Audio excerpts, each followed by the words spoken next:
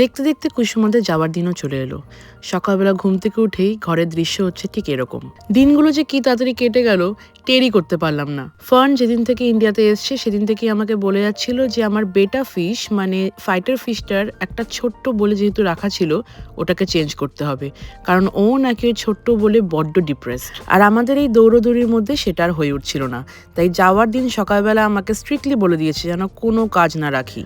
আমার কাছে পুরনো একটা অ্যাকুয়ারিয়াম রাখা ছিল ওই ছোট্ট বোলটার থেকে অনেকটাই বড়, তাই বেটা ফিশটাকে ফাইনালি ওখানে রাখা হলো। আর রেনা সকাল থেকে টের করতে পারছে যে সবাই চলে যাচ্ছে আজকে, তাই ও ওর আয়ুষী দিদিকে আর ছাড়ছেই না। এই কদিনে আয়ুষী দিদি আর ফন দিদি ওর বেস্ট ফ্রেন্ড হয়ে গেছিল। ফন দিদি একটু স্ট্রিক্ট কিন্তু জানে যে ওকে খুব ভালোবাসে, আর সেখানেই আবার আয়ুষী দিদি হচ্ছে ওর পার্টনার ইন ক্রাইম, তাই কিছুতেই আর ওদের দুজনের পাশ থেকে এক চিলতেও নড়ছে না। সন্ধ্যেবেলা তারপর আমরা আমাদের লাস্ট চা মানে রোজ যেহেতু সন্ধ্যেবেলা চা খেতে খেতে আড্ডা মারতাম সেই চাটা খেলাম। এই কদিনে যা যা জিনিস করেছি সেই সমস্ত জিনিস নিয়ে আবার একটু হাসাহাসি করলাম আমরা।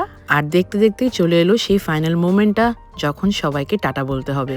প্রচন্ড খারাপ লাগছিল, খুবই কান্না পাচ্ছিল, কিন্তু রেনা আর কোকোর মুখ দেখে নিজেকে সামলে নিচ্ছিলাম এটা ভেবে যে একটু পরে ওদেরকেও সামলাতে হবে। আর তার থেকেও বড় কথা আমাদের থেকে অনেক বেশি কষ্ট হচ্ছে কুসুমা, দিদির, আয়ুষীর, ফান সবার। আনন্দের দিনগুলো কি তাড়াতাড়ি কেটে যায় তাই না? যেদিন কুসুমা এসেছিল সেদিনই ভেবেছিলাম যে চলে যাওয়ার দিন দেখতে দেখতে চলে আসবে, আর ঠিক তাই হলো। চোখের পলক পড়তে না পড়তেই সেই দিনটা চলেই এলো। আবার আমাদের দিন গোনা শুরু যে আবার কবে দেখা হবে। ঘরে ফিরে রেনার সেই কান্না, বলতে থাকলো যে ওকে কেন নিয়ে যাওয়া হয়নি আর সবাই কোথায় গেল। রেনাকে যাও বা একটু আটকানো গেল কান্না থেকে। ঘরে ঢুকে দেখি কোকো আবার প্রচন্ড কাঁদছে। জিজ্ঞেস করলো যে এই দুঃখটা আর কতদিন পরে কমবে। কথাটা কি দামি তাই না?